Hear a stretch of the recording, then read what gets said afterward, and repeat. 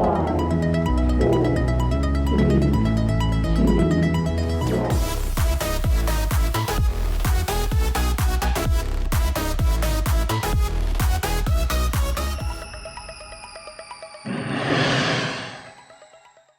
everybody. Welcome back to the Fitter and Faster Coaches Corner. As always, I'm your host, Mike Murray.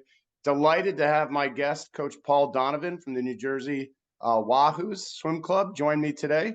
And Paul has an extensive history in the sport. Paul is originally from Ireland and has extensive experience coaching their national team in the National Center for Performance. During that time, coached athletes such as Shane Ryan, Barry Murphy, is having some incredible success the last few years at Jersey Wahoo's, especially in some distance events for some very talented young ladies that the staff has done an outstanding job there. Jersey Wahoo's longtime traditional power in the Eastern Zone, and Paul has taken over the last couple of years since 2018 and really done a great job transitioning from one staff to his new staff. And Paul, I know you are so excited about the athletes that you have on your team right now. And give us a little bit about your history and your background in the sport. Coach, thanks for the kind words and thanks for having me on today. I've been here with the Wahoo since since August of 2018, so into our fifth season here now. And you're right, we feel really excited and really lucky to work with the group of kids that we have here. Not just at the top end of the program that I work directly with, but all right the way down into our age group program and into our entry level programs. It's coaching is sometimes about the X's and O's and the times on the board. But I think beyond that, it's about the relationships. And I always try to reflect and remind myself how lucky I am to be a part of so many young people's lives. So we just feel privileged to be in this position.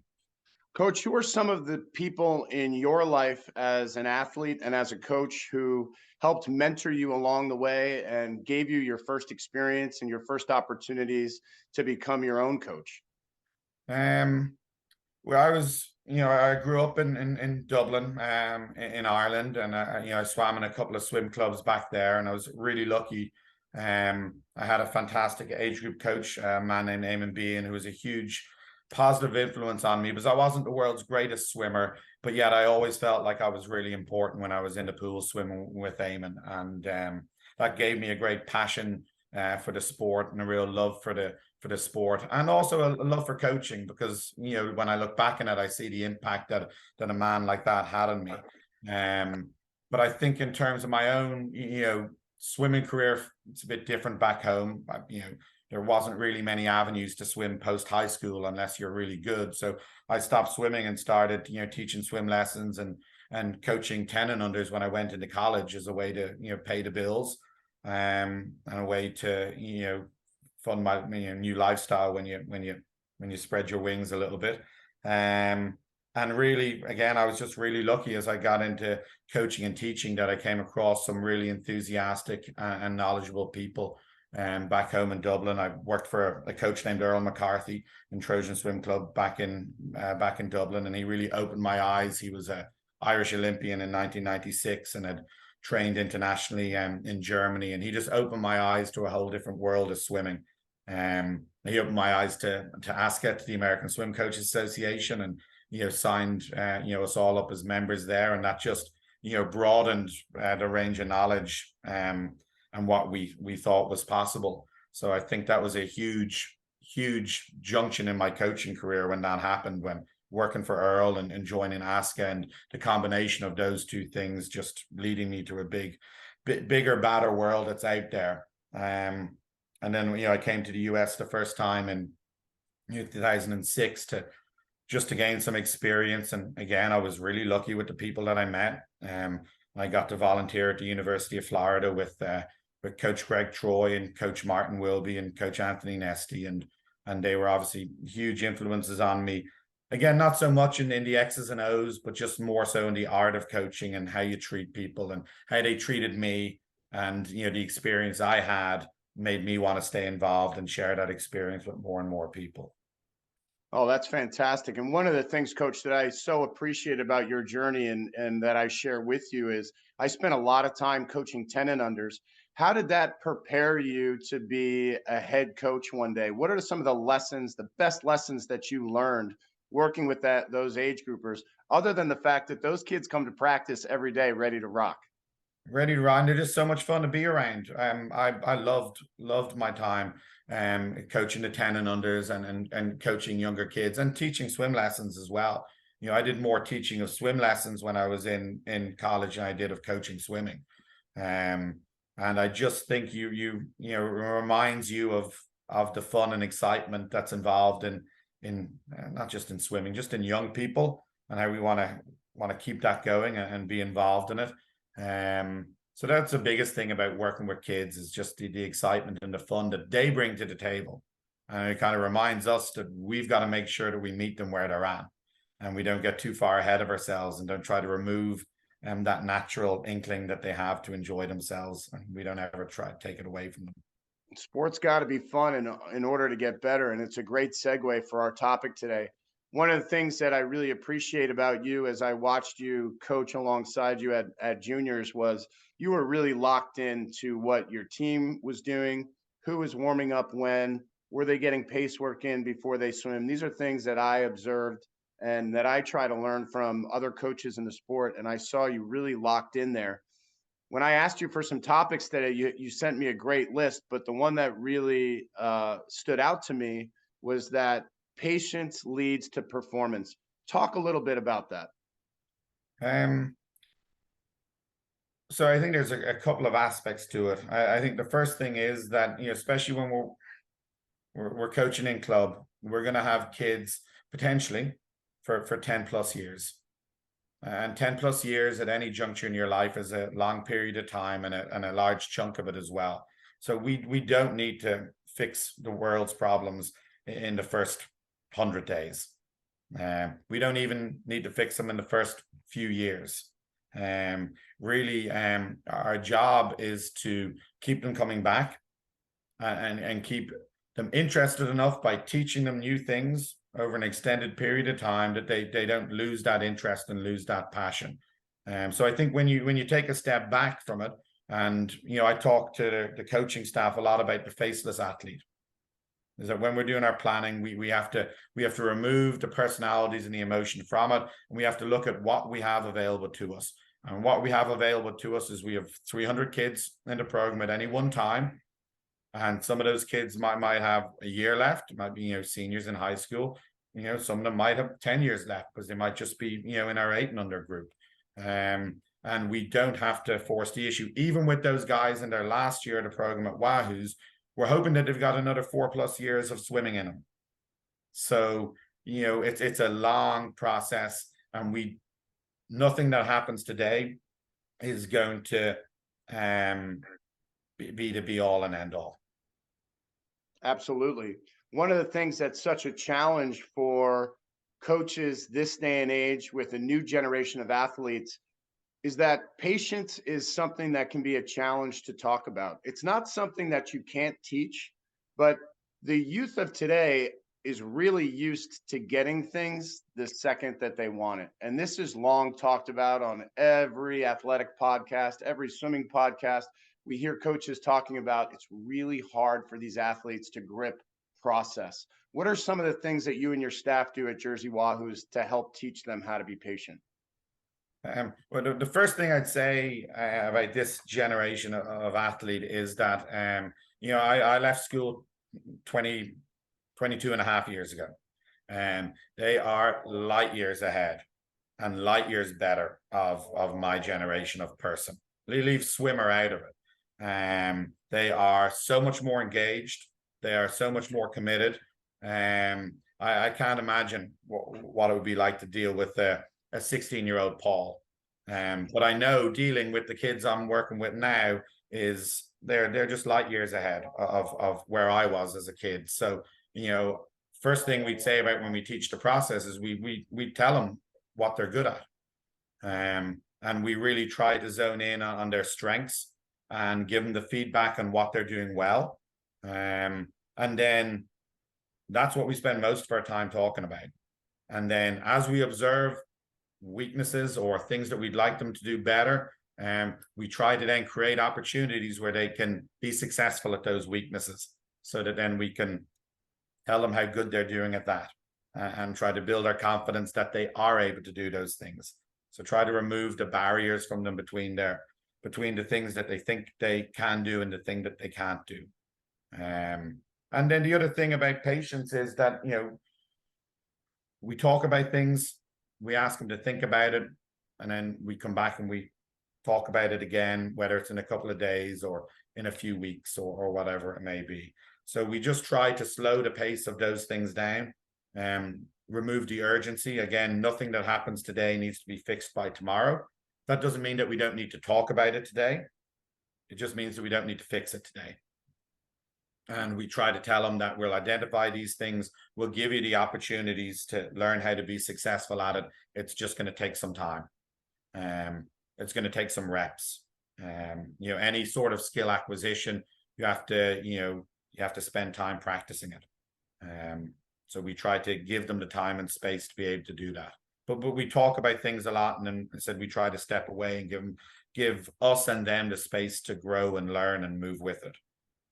And how do you project that philosophy to your coaching staff, Paul? What are some of the conversations you're having with your staff to get them on board with that? I was really lucky when I came to Wahoo's, that one of the great strengths that it had this real loyal group of coaches that were involved in the program, you know, over a really extended period of time. So we had age group coach Bruce Brockschmidt, who's been with Wahoo's in one form or another since 1989. And our kind of head development coach looks after our kind of 10 and unders and 8 and unders. Chris Waggoner has been here at the program since the early to mid 90s. So I was really lucky that I inherited a group of really knowledgeable, really committed, really good coaches. So that's a great starting point, because they're really good at what they do to begin with, and they've been doing it a long time, which means they have that inbuilt patience. They've done it here, and they've learned how to do it here and learned how to do it better here. So that was nothing to do with me. That was something I was lucky enough to walk into. And the same thing with the coaches now. We just really try to talk about things. And if we go to a meet, we try to take a step back and evaluate it before we start communicating with the swimmers. So they have an opportunity to use me as a sounding board. I have an opportunity to share with them some observations and some guidance. But very much with the swimmers, we just try to talk about it as often as possible and have a plan then at how we're going to make the changes that we see. There are a few things better than having coaches on your staff who have a tremendous amount of pride for the program. You're very lucky there. Yeah, we know it when we're every single day. We know how lucky we are with having such committed and loyal coaches. So talk to us a little bit, Paul, about your training philosophy. What are some of the guiding principles that create your yearly plan, your mesocycle plan, your macro plan? How do you develop those things? Well, I think we always start at the end and work our way backwards. And I find it a little bit easier in the US than at home, because things are a little bit more structured. You have a short course season and you have a long course season. So you have your two endpoints almost they're created for you. So the first thing that we put in our annual plan is we put in those two endpoints for each of those seasons. And from there, we just try to populate the annual plan with swim meets, and we try to space them out a bit. We try to have one meet a month, but never more than 6 weeks between them. Because we want to race, but we also want to give ourselves time from meet to meet to be able to go back and do some reps, to be able to take the lessons from a previous meet and make some adjustments as we go into the next meet, and ultimately just always trying to build until we get to the end of the season. So we have those priority meets, set in stone, and then we have meets, as we said, somewhere from every 3 to 6 weeks apart, right the way back into the start of the season. And then we just try to build training blocks from meet to meet. So normally, typically what we do is we put our meets at the end of a deload week, so that we can use them to evaluate how training is going and how their race experience is developing.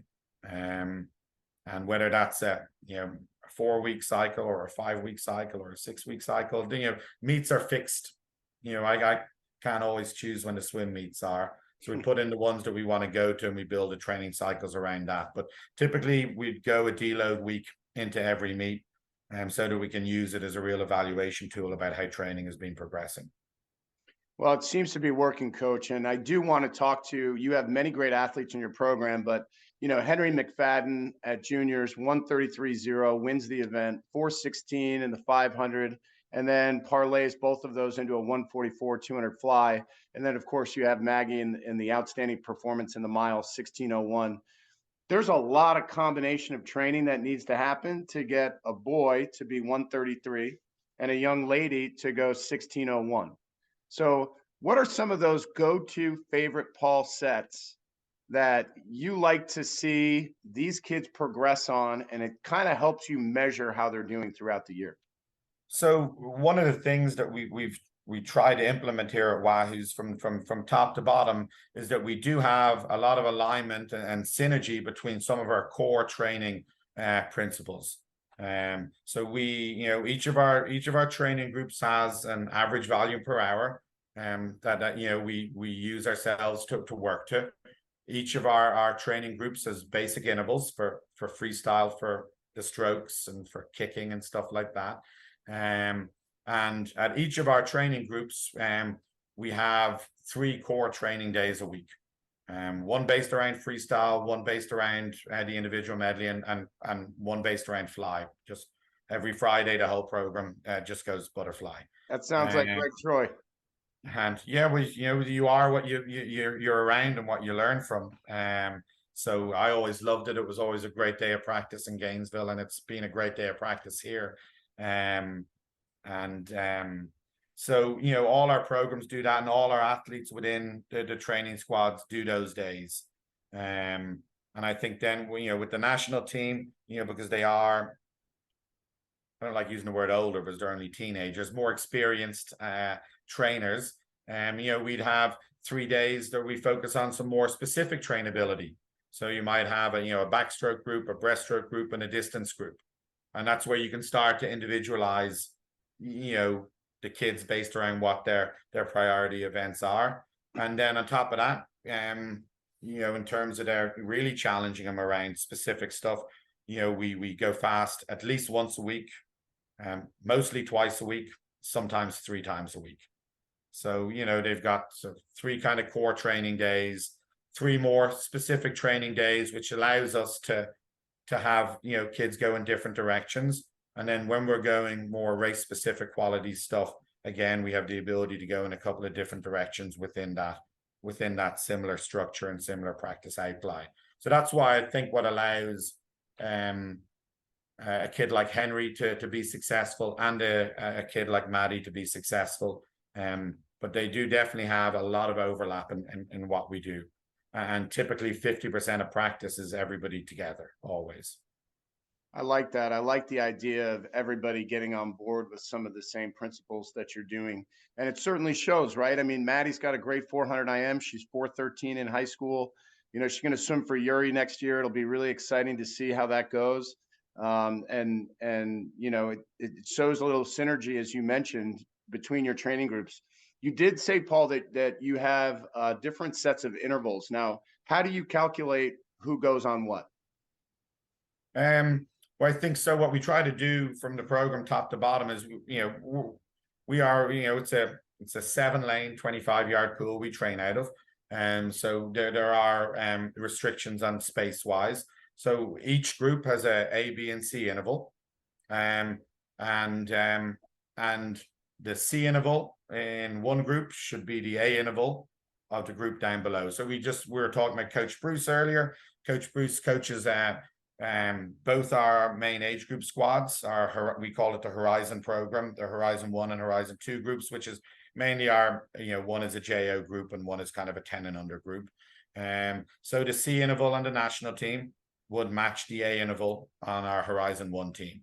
And the C interval on the Horizon 1 team would match the A interval on the Horizon 2 team. So, the coach's job is, I'm trying to get the kids ready for college and the challenges that are going to be presented there. And, Coach Bruce's job is to try to get the kids ready for the next level up within Jersey Wahoos.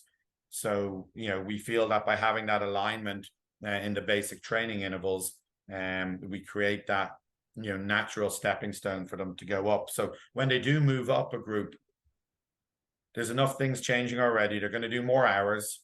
They're going to do more time. So at least there's something consistent they're already for, and that's the training interval. They'll be ready to come in, and that won't be something new, because we don't want them to be overwhelmed when they make a transition or when they change. There's already enough going on around them. So we think those basic intervals, and again, we just start again like an annual plan. We start at the end and we work our way backwards. So we might have with the national squad, it might be for freestyle. The A interval might be 105, the B interval 110, and the C interval 115. And then for our stroke and IM stuff, it might be the A interval be 110, the B interval be 115, the C interval be 120. And then for our kicking and breaststroke, maybe the A interval is 120, the B interval is 125, the C interval is 130. And then we just run that same very simple pattern right the way down to groups. So the A interval for freestyle in our main kind of JO age group is 115. So they're preparing themselves for that move up when the time comes, if they choose that's what they want to do. Coach, it sounds to me that you have a very similar philosophy in that aerobic development is really important. And I know people get caught up in buzzwords this day and age, but talk to me about why aerobic development in your program is important. So I am a great believer in that, at the very, very top of our sport, the limiting factor in performance is your level of skill. But to get to the point where the level of skill is going to be the differentiating factor, you've got to do a lot of reps to be able to get there. So what we try to do is we try to develop a program, I said, as an average volume per hour, as those basic intervals across the full range of strokes and components that are involved in swimming. And we try to increase the number of reps that they have the opportunity to do over an extended period of time. So over a 4 to 10 year period of time. And within the aerobic work that we do, within the amount of reps that they get to do, we're constantly encouraging them and trying to teach them to do it a little bit better from a skill point of view as well. Not perfect, because I think in the chase for perfection, you might miss out the opportunity to be really great. So we just try to mesh the two together, that we're doing a really good aerobic based training combined with, and just like we have basic intervals, we have basic skills that we want them to try to get better at. Combined with those two things together, we think that's a good recipe for long-term success. No doubt about it. And Coach, talk to us about the number of workouts your Horizon groups are doing, and then the number of workouts your national team's doing. So the national team's going 9 workouts a week, and we go every afternoon and Saturday morning. Our afternoons are 2 hours and 15 minutes, and Saturday morning is 2 hours 45 minutes. And then we go 3 mornings a week, Monday, Wednesday, Friday, and we go for an hour in the mornings. But they have the option to go from 5 to 6 or from 6 to 7. And that's just dependent on their school schedule. It was one of the things we talked about patience when I first joined Wahoo's back in 2018. One of the things I committed to doing was I wasn't going to change anything my first year. Now, if you ask them, they probably say, well, Paul changed everything. But that just goes to show you how much of a change just a personality is. I didn't change any of the coaches or the coaching staff or the coaching schedule, and I didn't change any training schedules. But my first year, they were going Monday, Wednesday, Friday from 4:45 to 6:15. And I always feel like we can't keep getting earlier and earlier. There is a cutoff point. And, I kind of feel 5 a.m. is the, best practice out there. So I didn't like the 4:45. I felt it was turning people off coming to morning practice. And at 6:15, we had kids that had to get out of school to be in school on time at 6 o'clock. And it was just disrupting practice. And I said, you know what, maybe there's a better way of doing this where we can encourage people to come more in the mornings and give them more value for it. So, you know, I'm on deck from 5 to 7, but the kids have the option to go from 5 to 6 or from 6 to 7. And then what we found is that whenever they might need to do something a little bit extra or something a little bit individual, you know, they can stay after 6 o'clock if they're in from 5 to 6. And they can do something just for themselves because that's their extra time that they're committing to it. So we might have, you know, in a meet week, a kid might come to me and say, you know, Paul, I'm really, you know, we haven't gone off the blocks much since the last meet. Do you mind if I just stayed for 20 minutes on Wednesday morning and we did a few starts? You know, of course, what a great thing that we were able to facilitate. So that's how we do the morning. So they're getting, you know, 17 hours a week in the water across those 9 practices. Then in our Horizon 1 group, which I said is that kind of main JO group, they're going 6 days a week, 6 practices a week for 10 hours. And with the 8th graders, we'll start adding in and inviting them to a morning. So again, it's not a huge shock to the system if they choose to move up to the national team. All of a sudden, they've got these 3 mornings and they've never done a morning before. And, you know, and school starts a bit earlier here as well when you go to high school. So they're already going to have that hit them. So, you know, the 8th graders will start coming in on a Monday morning. And then maybe later in the year, maybe they start coming in on a Monday and a Friday morning, just to give them that little bit of extra training because they might have been in that group for a couple of years. So just to add a stimulus, but also to allow them to find a rhythm and a routine to their, you know, new kind of weekly outline that they're going to have to deal with. So they're going, I said, 10 hours a week, and some of the 8th graders maybe doing a couple of mornings in addition to that. And then our Horizon 2 group, which is kind of our best 10 and unders, we would still have quite a few 11 to 12s in there, especially if they were late starters in the sport. And they're going around 7 hours a week. Again, they're spread over 5 days, not 6. And they're probably going 7 hours a week in total. Sure. You actually have the perfect example for coaches, especially young coaches, to learn from when you have a boy that's a little bit more inclined to have high success in middle distance events, though the way that he's swimming, Henry could probably go up or down. And then you have Maddie, who is really more of a 1,400 IM mile swimmer. When you're getting ready for championship preparation, how do they differentiate in their workouts? So it's kind of the same as we spoke about the kind of the weekly outline there, and there's some alignment and then there's some flexibility.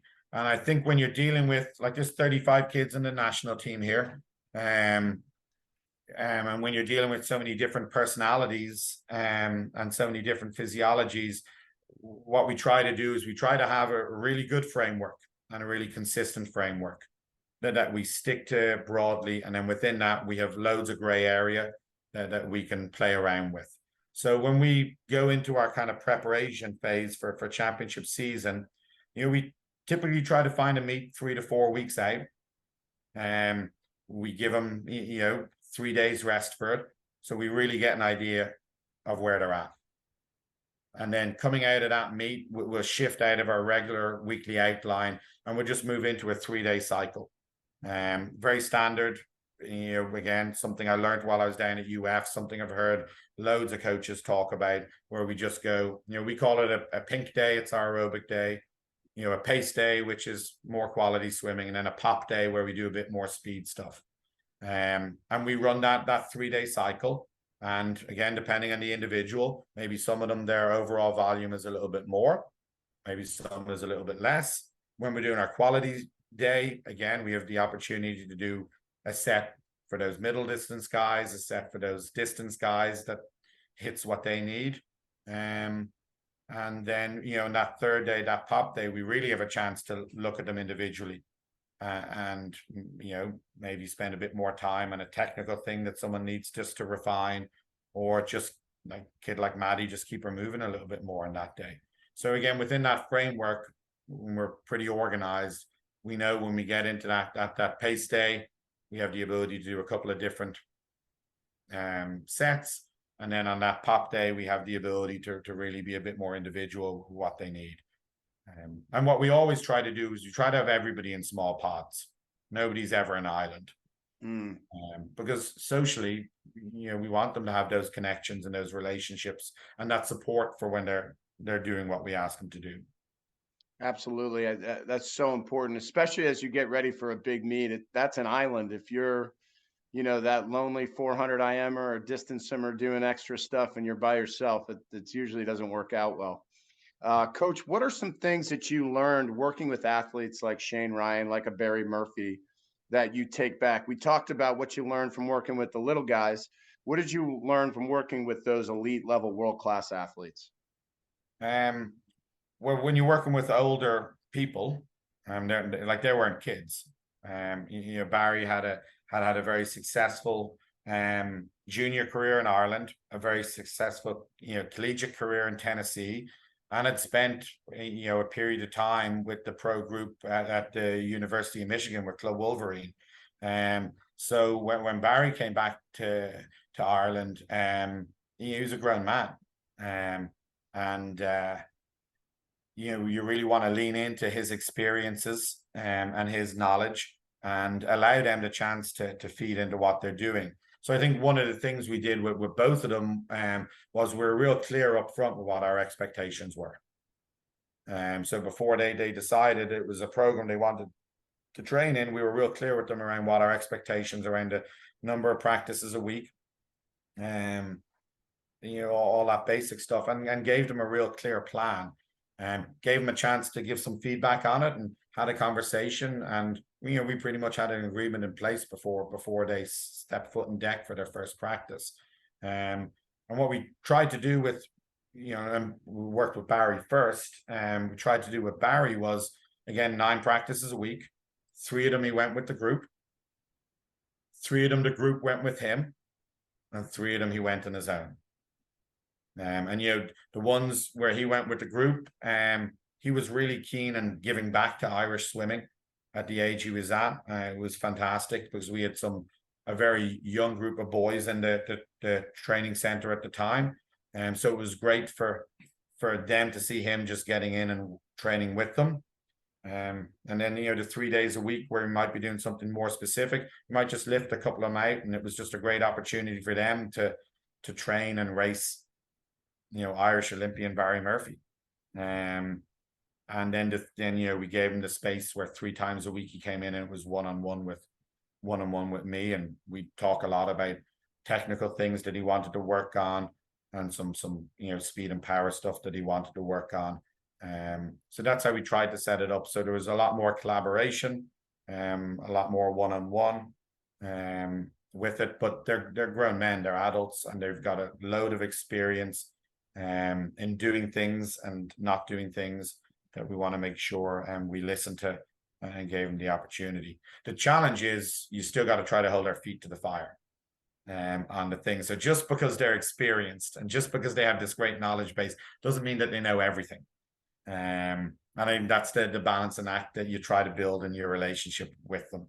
So, but I loved working with those guys. They're both great people. What are some of the things that athletes at that level, Paul, do differently? What do you think separates them from the rest? They're really in touch with what they do in the water and their feel for the water. And I don't know which comes first. I don't know if they're successful because of that, or because they Barry was in his mid-20s, Shane was in his probably 20 years of age. I don't know if it's because they've just got 10 years of experience behind them and they're really talented. It's a combination of those things, but they're really, really in tune with their feel for the water. I would say much more so than they were in tune with their feel for their bodies even.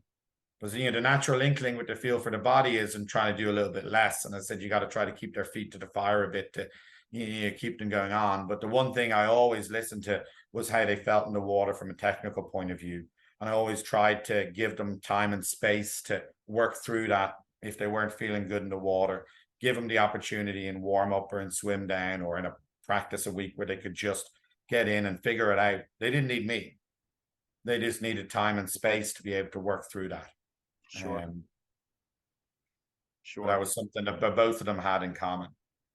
Paul, one of the things that I've been most excited about in the last 3 or 4 years, especially since Tokyo, is the rise of the young athlete playing a role at the elite level. And, certainly seeing it here with what Ron Aiken's done out at Sandpipers and some of the club kids that have done so well. What are you most excited about here with American swimming moving forward with so much young talent? I mean, you and I were standing there in the pool deck in Greensboro. You take a look at that women's 500 freestyle. I mean, the top 5 times are right in the mix at NCAAs as high schoolers. It's unbelievable how fast and how deep it's gotten. And maybe that's the thing that's changed is, there's always been, you look back at any Olympic Games, there's always a 15-year-old girl that's winning an Olympic medal. Now there might be 5 or 6 girls challenging to be that one girl. I think it's the depth that's gotten, changed a lot. And that's, I think, pushing the standard up even higher. Because now what you have is, you don't just have this one, once in a generational talent, leading the way. You have pressure on that once in a generational talent, making them even better. And the kids still chasing them and hanging on to their coattails. And so it's just, would Henry have gone 133.0 if there wasn't a guy going 133 low right behind him? Maybe he would. Maybe he would have just gone 133.3. But it's the challenge that these guys have that is, I think, pushing them onto new heights. What am I most excited about? Fast swimming is fun. It's fun to go to these meets and see these times being done. But I said the thing that excites me the most is the competitiveness of it. Like 133.0, 10 yards of everybody else, 10 yards ahead of everybody else, versus 133.0 racing 133.2. That's more exciting. And it's nice to be on the good side of the win, but that won't always be the way, because that's not how life works. But it would still be exciting to be a part of it. Nice to have that last great underwater too. Yeah, you have to have great everything. You have to be so good at everything. And I think that's the other thing I think that's developed in youth swimming is how skillful they are at a young age. So I just spoke about Barry and Shane, and I'm sure they were always skillful. I didn't work with them when they were age groupers, but I'm sure they were always skillful. But they definitely had a heightened level of skill later on in their career. The kids in this generation have that heightened level of skill at like 13, 14 years of age for the girls, 15, 16 years of age for the boys. What the kids are doing underwater is what used to set aside the top 2 teams at NC2As only 10 years ago. So I think the level of skill that these kids are achieving at a young age is really what's made the difference as well. Because I don't think the work has changed. Yeah, I agree. And, conversely, how amazed are you at how remarkable Katie Ledecky continues to be? The older she gets, it's now, it's almost like she looks so forward to that next Olympic Games and is still swimming so fast, and so many talented athletes, certainly Titmus, being right up there, but there's some young kids that are coming hard. Summer McIntosh is going to be in the conversation. How amazed are you at the amount of time that Ledecky's continued to just be at the top level? It's unprecedented. It's and how fast she swims all the time. And like we had guys like Lochte and Phelps, and it was so amazing watching that generation of male athletes go at each other all the time. But I don't think they were so good all the time. Like they might have been so good every year. Someone like Ledecky is just so good all the time, and I don't know how she does it. She must have an incredible passion. You can see, watched her around the deck, and we were in Knoxville, Tennessee at the Pro Swim last week, and she's just smiling all the time. And it's actually quite refreshing and quite nice just to see. And like we said earlier about the fun side of it, just to check yourself in that, she doesn't have her head in her phone looking at video and splits all the time. she just has her head up, interacting with people, smiling, talking, and looking happy. And it's, as I said, it's just real refreshing to be around, and real nice to be around. And what a great example and role model she is for everybody. Well, Paul, it's been a great 45 minutes here with you. We really appreciate it. And what do Jersey Wahoos have to look forward to in terms of meets for the rest of the season? So we just, I said, we were into pro swim last week, and the rest of the team were up at a long course meet in Rutgers, and we host a meet ourselves in 4 weeks' time down in GCIT, and the kids are right in the middle of high school season at the moment. So that's an exciting time for everybody. They're getting up and swimming fast a couple of times a week. So really, from here on till the first week of March, the build up will be to the state championship meet. And then, we'll have our Mid-Atlantic Senior Champ meet 3 weeks later at the last week of March. And, the month of March in Mid-Atlantic is just, week after week of meet. So we'll have our JOs, and we'll have our 10 and under champs, and we'll have our silver champs for the kids that don't quite make it to JOs or seniors. So it'll be a busy month of March that we look forward to. So we're just going to try and, put our head down and, do as much positive things as we can in the next kind of 4 to 6 weeks. We're trying to put together a list of coaches' favorite foods, and I'm going to make it a little bit different for you. Is what's the one meal here in the U.S. that's just not the same as it is back home in Ireland? There are no meals in the U.S. that are the same as they are back home in Ireland. Yeah, so I feel like you get a little bit more variety over here, huh? No way. Everything's the same over here. You get much more variety and much better quality back home in Ireland. Everything's better. Everything's better in Ireland. That's awesome, man. Well, listen, Paul, we really appreciate your time. Thanks for hanging out with us. Thanks so much for your time. I really enjoyed it. Thank you.